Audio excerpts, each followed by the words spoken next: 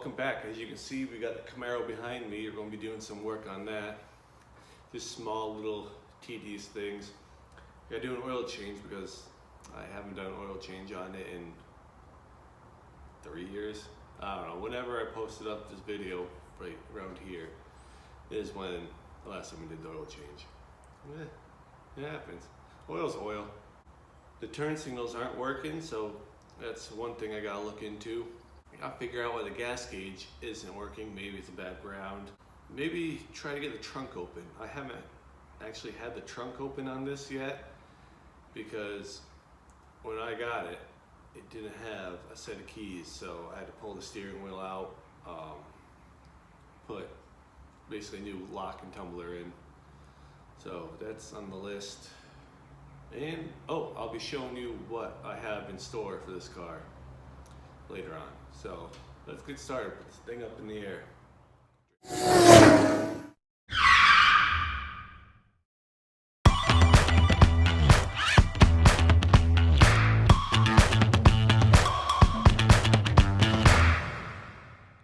All right, now we got this car up in the air. Let's drain this oil. I mean, how bad can it be? It's only been a couple of years. Ooh, that was loose. That's not good. But we'll pretend I didn't see that.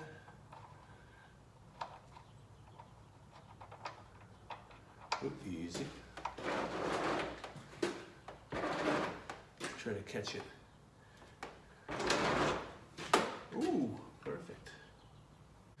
That oil is blacker than midnight inside a coffin. Let's hope there's no metal fragments in there. All right, that's done draining, so put the bolt back and take the oil filter out.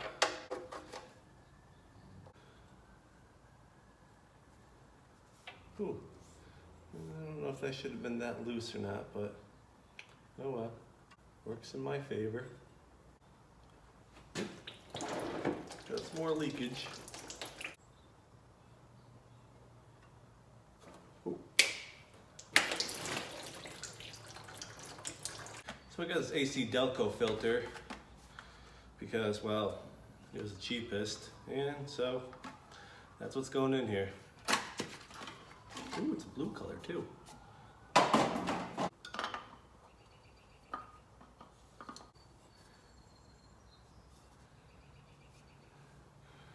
Alright, well that's done.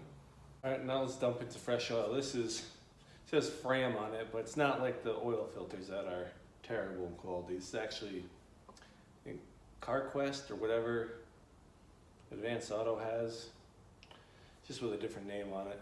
But anyways, it's going in.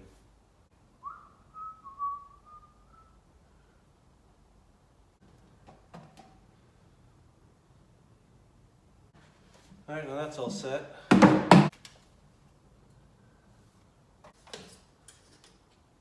Yep, right on the money.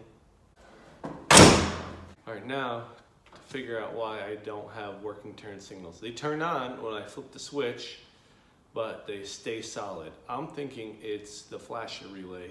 What makes me suspect that it's a flasher relay is when I turn this on, you can kind of see how it just stays solid. That one kind of works. That one just stays on completely. See how it just stays solid like that? I think the flasher relay is pretty much done for. So here's a new relay switch I have for it. And I'm going to take out the old one and run this new one. Super simple, it's right under your dash, easy to get to. Let's go ahead and replace this with the new one and see if it works. Now wiggle it free. Got that out, as you can see. All right, it's in. Let's see. All right.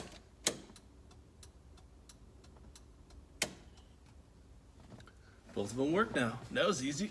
Now, if I hit the indicator, you can see it flashing. Not in the back. Uh-oh.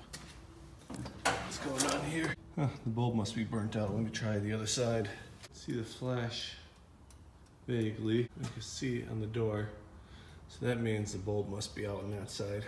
I'm looking for the reason of why the fuel gauge doesn't work. I took off that and I noticed right up in here, hold on, that's a mouse nest. I don't know if anyone's home or not, but we shall see. Luckily someone had the courtesy of breaking off 2 of the tabs on the gauge cluster, so original owner, if you're watching, thank you. Huh. Might be able to take it out by hand. I hope no one's home in this mouse nest. Ooh, this one is a little tight. I do have another gauge cluster I might throw in here. This one has a 130 mile an hour speed cluster in it. I hear mouse poopage. Okay, finally got this out, but now I'm covered in mouse turds, so that was fun. Let's see what's going on back here. Oh, still got some wires connected.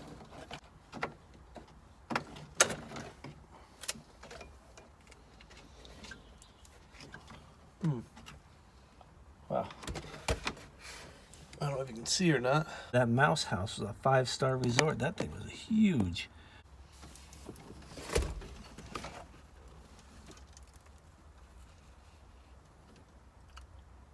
Oh my. Hello. Yeah. Smells like petrified mice in here. Wow, they poop a lot. So I plugged in the gauge cluster. I still have to figure out how to wire in this tack. It's a bit different, but it sits in there pretty good. I just want to see if that gas gauge will work if I turn it on. Ooh, that's pretty nice. I like that like bluish tint to it, but I'm still reading 0. I put 5 gallons in. Let's see if I turn it off. I'll go down.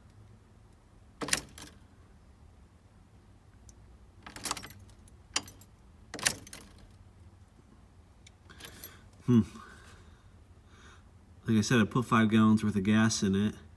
Even if it was empty, I wonder if it would still bring it up just a little. I could always go buy 5 gallons more, but then again, I don't want to have to drop the tank and have 10 gallons worth of gas in there, if not more.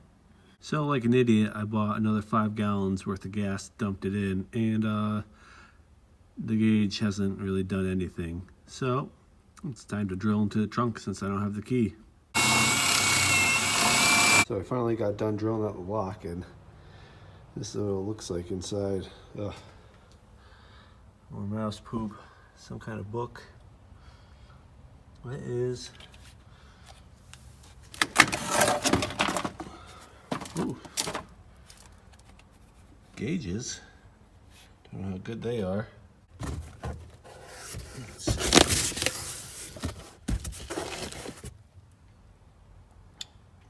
Heater core, so that means the heater core is gone in this. Sweet. Let's clean it out now. So I did find the fitting for the air shocks. Later on I'm going to test those out and see if they work. Probably not. So I put the car up in the air to see if I could find any sort of wireage. Started smelling gas. As you can see, it's all wet down here. And the more I looked up here, I noticed I got a leaky fuel line. Great. So might as well drop the tank anyways. So I finally got the tank out. I sprayed the top of the sending unit with WD-40 to help take it out.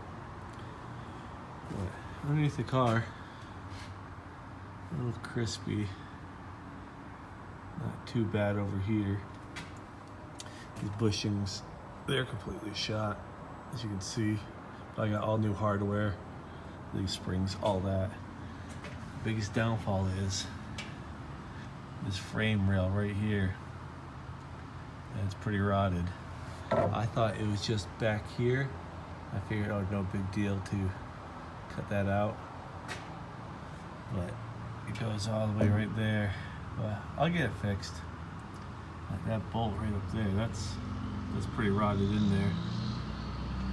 So I might take the old liquid wrench and lop that off. But I don't know if I should just get everything set up for the Posi rear end now.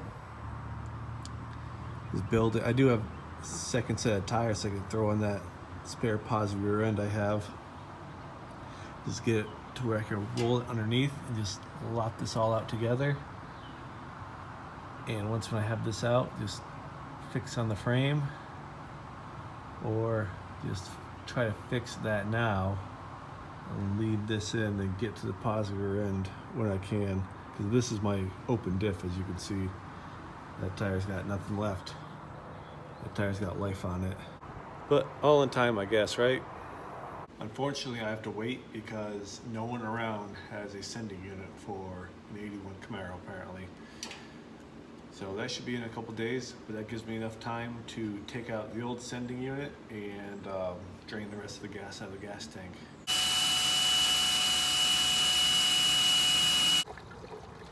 This ain't going to waste. Well, I think I'm going to wrap the video up here.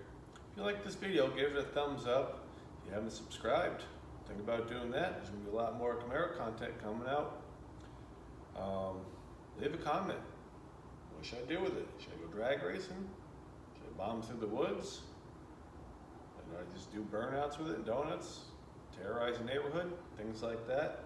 You tell me, give me ideas. But yeah, I'm gonna end the video here. So if you made it this far, I just want to say thanks for watching. I'll see you on the next one. There's one more thing I have to do.